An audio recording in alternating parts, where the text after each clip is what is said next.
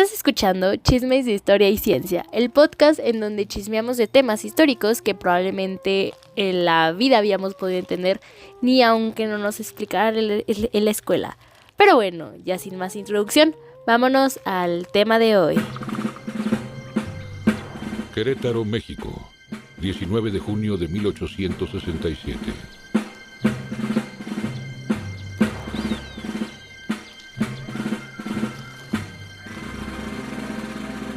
¡Atención, pelotón!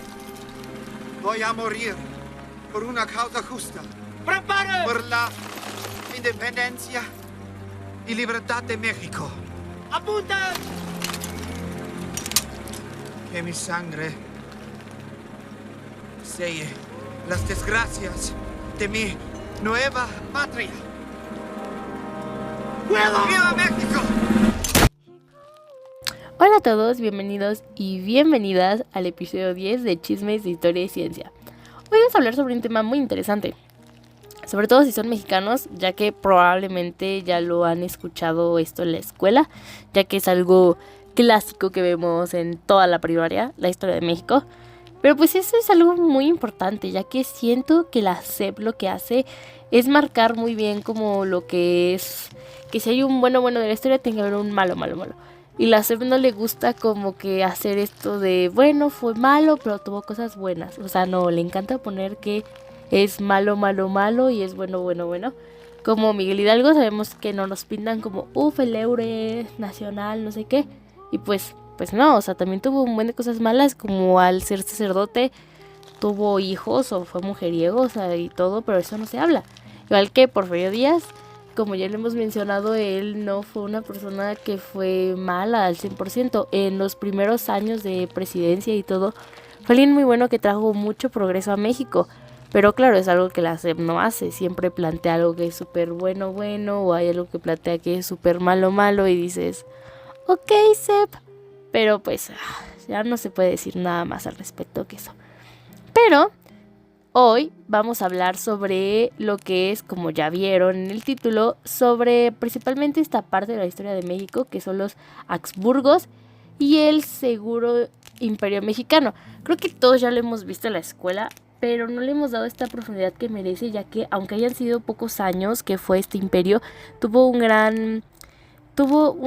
marcó mucho en México. Aparte de que si lo vemos y lo comparamos con el gobierno que ya estaba en ese entonces, podemos decir que no fue tan malo, pero siempre nos pintan de una manera muy mala. Así que por eso debemos en primero conocer todo el inicio, todo esto que fue lo que empezó. Porque pues eso es algo que también es muy bueno conocer, el contexto global de todo. Porque no solo sucedió esto por X y razón, siempre hay un porqué de las circunstancias. Así que vamos a conocer el inicio de todo. Para entender al gobierno de Maximiliano, primero debemos ver a lo que estaba pasando en el mundo entero en ese preciso momento. Estamos hablando de plena segunda mitad del siglo XIX, una época en la que Europa y América estaban hechas un caos por las peleas entre liberales y conservadores, y las grandes potencias estaban viendo a dónde más podían expandir su influencia. Por un lado, en Europa, después de la caída de Napoleón Bonaparte, las monarquías intentaron recuperar su poder y frenar las ideas de libertad e igualdad que trajo la Revolución Francesa. Pero aunque intentaron controlar todo, en 1848 hubo una serie de revoluciones que demostraron que el liberalismo estaba más vivo que nunca. Entre esos países estaba Francia, gobernada por Napoleón II, que tenía la idea de expandir su imperio y vio en México una oportunidad perfecta. Mientras tanto, en América, Estados Unidos estaba en plena guerra civil entre 1861 a 1865, así que no podía meterse de lleno en lo que pasaba en México. Pero una vez que terminó su conflicto interno, dejó claro que no quería europeos metiéndose en el continente, aplicando la famosa doctrina Monroe, de América para los americanos. Esto puso en aprietos a Napoleón III y dejó a Maximiliano prácticamente solo. Por otro lado, la economía mundial estaba cambiando. Las potencias europeas estaban buscando dónde invertir, qué territorios explotar y cómo expandir sus mercados. México era un país con muchos recursos y una ubicación estratégica, pero también con muchísima inestabilidad política. Entonces, cuando Maximiliano llegó a México en 1864, lo hizo en un contexto donde Estados Unidos estaba retomando fuerzas y México estaba dividido entre quienes lo apoyaban y quienes no. Esto hizo que su gobierno se convirtiera en una bomba de tiempo que terminó explotando en 1867 con una captura y fusilamiento en Querétaro. Bueno, ya que conocemos un poco de lo que pasó en todo esto que fue todo lo exterior, debemos conocer más qué pasó a profundidad, porque sí pasó eso, pero hay que conocerlo más a profundidad. Principalmente hay que conocer que tras la Guerra de Reforma el país pasaba por una gran crisis económica, así que fue en 1861 cuando el gobierno decide suspender los pagos de la deuda externa. Esto, ya saben, fue muy importante porque después de la independencia, aunque fue algo muy malo, porque aunque nos independizamos, nunca se vio, en cambio, cuando terminó la independencia fue, bueno, ya nos independizamos, pero pues ahora qué sigue, ¿no? Entonces no tenía ni dinero ni con nada con qué realzar al país, y fue cuando se recurrió a los préstamos y recurrió a préstamos extranjeros, lo que provocó que claramente México no tuviera nada. O sea, después de eso se quedó pobre porque aunque pidió los préstamos, pues no podía volverlos a pagar. Así que pues lo que afectó fue que las potencias europeas como España, Inglaterra y Francia pues formaron una alianza porque pues querían ya cobrar el dinero porque México ya no lo había pagado y ni siquiera quería pagar nada. Ya era como de, pues ya no tengo para pagarte y no te voy a pagar nada. Entonces fue que decidieron formar una alianza y deciden ejercer presión militar en México, llegando con sus tropas a Veracruz en 1862. Pero pues Juárez actuó en ese momento y decide enviar al ministro de Relaciones Exteriores. Ellos lograron un acuerdo comprometiéndose que obviamente va a pagar la deuda, si no se hubieran ido de esos países. España y británicos se retiran, pero el que sigue aquí presente es las tropas de Francia mandadas por Napoleón III. Francia tenía como otros planes, querían restablecer la monarquía aquí en México, pero pues no lo haría solo, ¿no? Venía apoyado con un grupo de conservadores de México, porque hay que tener en cuenta que también para esto tenemos el contexto de liberales contra conservadores, que es algo muy bueno de mencionar como por mucho tiempo acá en México tenemos que tener en cuenta que en todos los países gobernaba mucho el liberalismo. O sea, en todos los países el liberalismo era como lo que estaba mandando en todos, así que los conservadores querían hacer algo al respecto. Así que, pues claramente apoyaban al ejército francés, que pues aprovecharon la guerra civil de Estados Unidos. Francia ganaría poder y territorio en América. Los conservadores mexicanos podían recuperar los privilegios que perdieron durante esta guerra de reforma. O bueno, eso creyeron, ya que pues realmente los franceses van a avanzar hasta aquí en Puebla en la batalla del 5 de mayo, que claramente son derrotados por las tropas mexicanas a cargo de Ignacio Zaragoza, que pues como sabemos fue una batalla que ganamos gracias a muchos factores como fue el clima y todo, y sobre todo porque no conocían los franceses nada de México, así que pues dominaban mucho, nosotros dominábamos nuestro territorio. Como vieron, tenemos todo lo que fue, o sea, literalmente Puebla fue el soporte, fue esta defensa para que no llegaran a la matriz que era la Ciudad de México. Así que pues gracias a la batalla que estuvo aquí fue que claro, dejó muchos heridos y muchas, como lo podemos ver, que después el hospital que ahorita es el Museo de San Pedro del Arte, antes que el hospital, fue el que literalmente recibió a todos los muertos, heridos de esa batalla. Así que fue una batalla que se afectó mucho a Puebla, pero pues se ganó. México pues había derrotado a los ejércitos, pues y fue como de wow, el boom, porque Francia era el ejército top de ese tiempo.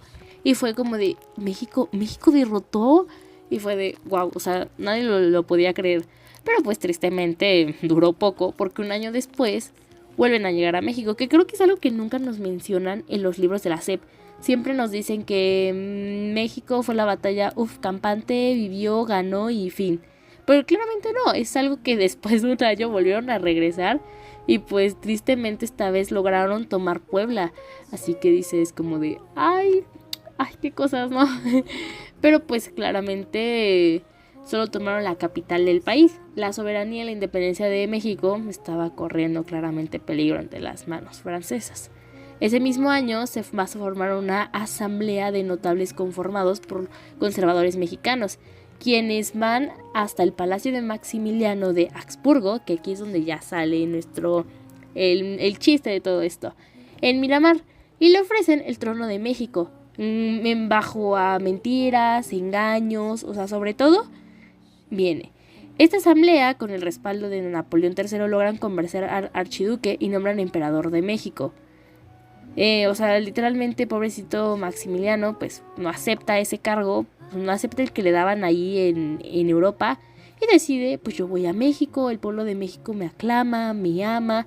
Pues pobrecito, porque es cuando dices, lo engañaron para que viniera acá, cuando nadie lo pedía, porque acá ya teníamos a presidente, que era Benito Juárez. Benito Juárez fue el que llevó todo esto de la batalla de el 5 de mayo, que para mí Benito Juárez siento que no fue un gran presidente. Muchos, justamente cuando fue esa batalla, a muchos solo les dio, mientras Francia venía con las escopetas, aquí les dio machetes y digo, Benito Juárez, o sea, está bien que estábamos en crisis, pero es tu ejército, dale economía. Entonces digo, no, pero hasta eso siento que no me hubiera imaginado la misma guerra en otras manos de otro presidente. Hasta eso siento que Benito Juárez supo llevarlo bien, pero no perfecto. Pero pues pobrecito, porque el Maximiliano vino pensando que no había nadie y que pues él iba a ocupar el puesto y pues boom, sorpresa, estaba Benito Juárez, ¿no? Así que pues ya después invaden México e imponen aquí una monarquía en mayo de 1852, y es cuando llega justamente Maximiliano, porque lo que hacen es que Maximiliano llega del puerto de Veracruz, y lo que justamente en esa invasión van a hacer que Napoleón va a meter a Maximiliano hasta Ciudad de México y lo va a plantar en el trono. En teoría, justamente llega Maximiliano con Carlota, su esposa, que después hay que hablar sobre el chisme que surgió entre ellos dos y su matrimonio, que fue un poco polémico cuando llegaron acá a México. Así que ellos llegan, como ya dije, desde Veracruz, avanzan a la capital. Eran jóvenes, él tenía 32 años y Carlota tenía 25 años. Y aquí es cuando empiezan los problemas, pero para el imperio. Lo que los conservadores no esperaron fue que Maximiliano pensaba muy parecido a Juárez, y él trata como de hacer un acuerdo con él y quiere llevarse bien con él. Manejaba una política liberal y estaba a favor de la libertad de culto y de la nacionalización de los bienes de la iglesia. Ya saben, México siempre tuvo muchos problemas y guerra con la iglesia, y creo que es algo que siempre va a tener. Invadió lo que pasó fue que lo invitó a formar parte del gobierno imperial como ministro de justicia, y obviamente Juárez dijo, pues no, no manches Maximiliano, estás viendo que nos costó un buen independizarlo y todavía estás preguntando eso. O sea, Juárez estaba a modo de, o sea, no, ya nos independizamos, ¿por qué vamos a querer volver a eso? Y pues viendo que Maximiliano era parte de los conservadores e integrales, y es que Maximiliano no supo de qué lado estar, porque estaba con conservadores y todo, y dices, ay no. Pues lo que pasa es que los conservadores deciden retirar su apoyo a Maximiliano, y poco a poco esto fue debilitando al imperio, porque claro, los que los apoyaban y a los que metieron a Maximiliano acá fueron los conservadores, y pues literalmente andaba como como dice ese dicho mexicano, que es como el ajonjolí de todos los moles. Él andaba de todas partes, menos con los que lo apoyaban, así que pues le quitaron su apoyo. Y por si fuera poco, Napoleón III comenzó a retirar a sus tropas de México, ya que Francia podía entrar en conflicto con Prusia y sostenía el imperio de Maximiliano, ya salía bastante caro. Así que este fue el inicio del fin. Maximiliano se fue quedando solo, e incluso su esposa Carlota regresó a Europa a pedir ayuda, pero sin éxito.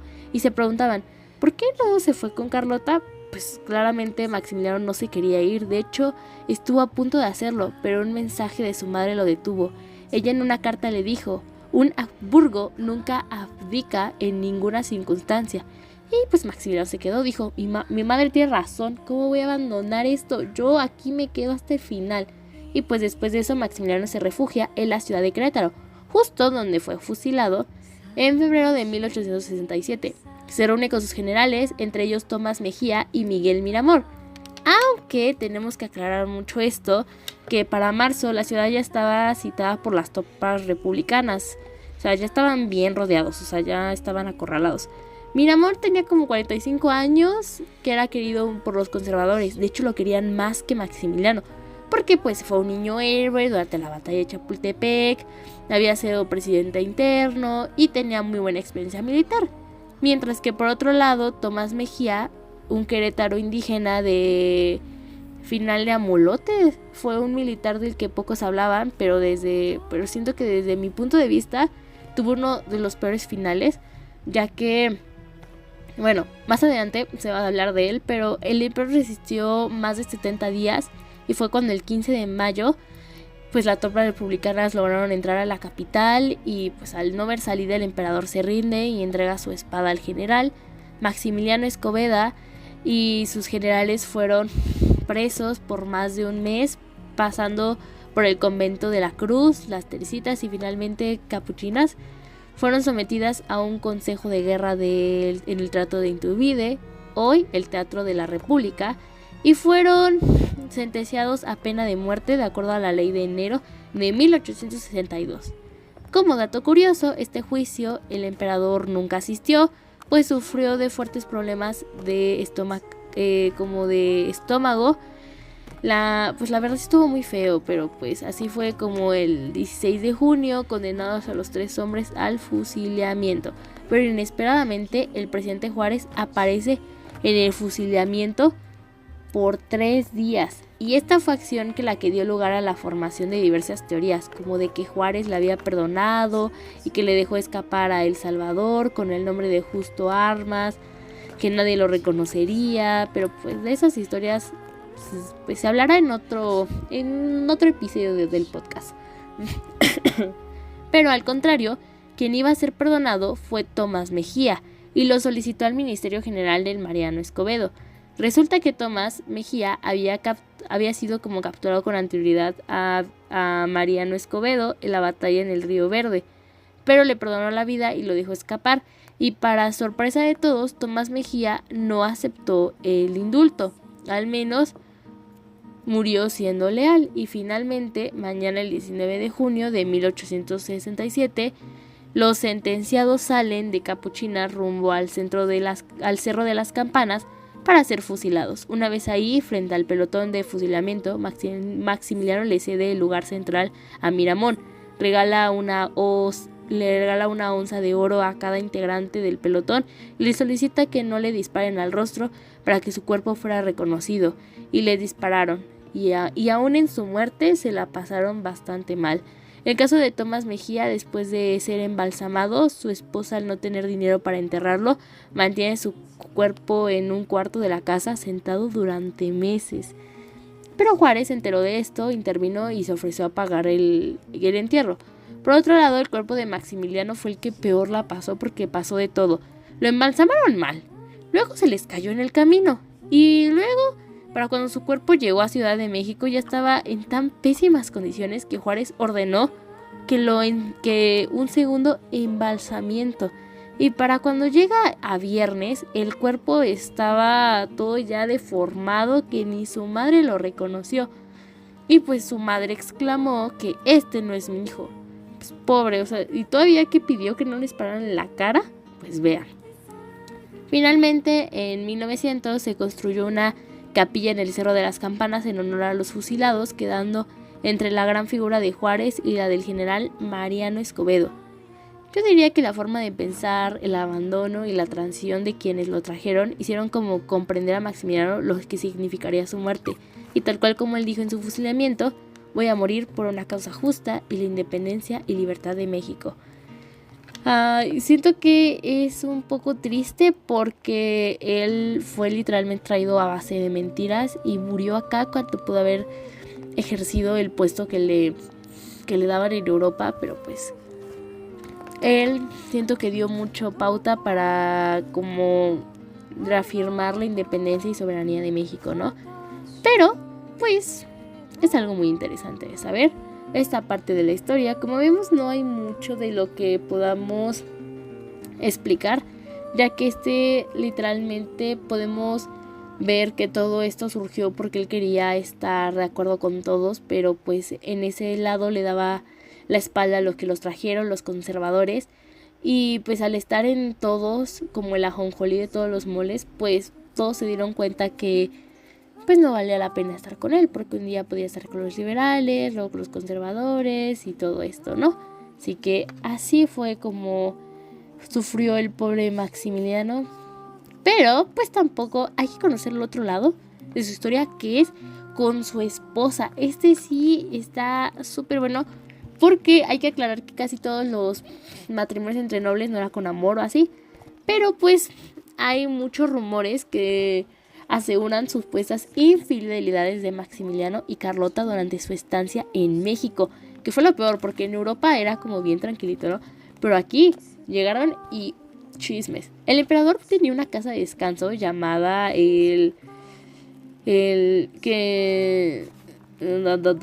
pues era llamada, eso ahorita lo recordaremos, pero creo que era llamada El Lindo, que estaba en el pueblo de Acapatzingo, en Morelos. Ahí trabajaba un modesto jardinero que tenía una bellísima hija llamada Concepción o Margarita Sedano. El nombre cambia dependiendo de las fuentes. Algunas dicen que era Margarita, otras que era Concepción, pero todos concuerdan que ya tenía 17 años. Conocida en el pueblo como la India Bonita. Maximiliano se enamoró de ella y viajaba constantemente a Morelos sin su esposa, la emperatriz Carlota. En una carta describió como a su amante como una joven india inocente que era muy dulce con él, ¿no? Pues entonces la India Bonita tuvo un hijo llamado Julián Sedano y todos decían que el padre del bebé era Maximiliano de Habsburgo. Y Carlota, pues al enterarse, quiso ocultar toda esta verdad. Así que, pues claramente no iba a permitir que se enteraran que había un hijo ilegítimo en la familia.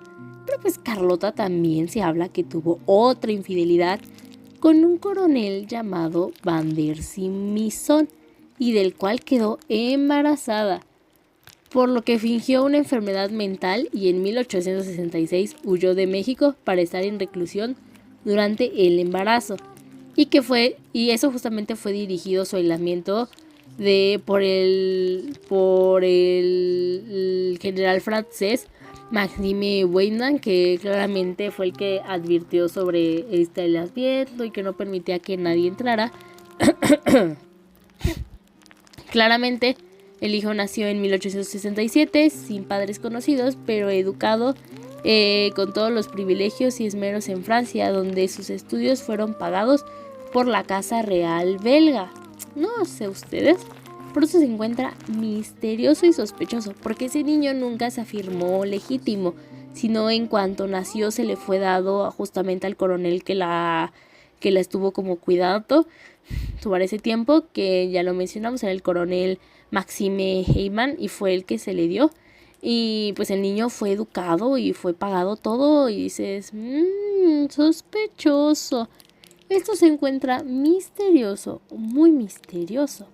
Esto fue un poco de lo que conocemos como el Segundo Imperio y sobre algunos de los chismes que salían sobre toda esta familia de los Habsburgos. Espero que les haya gustado mucho y espero que vuelvan a sintonizar con nosotros próximamente.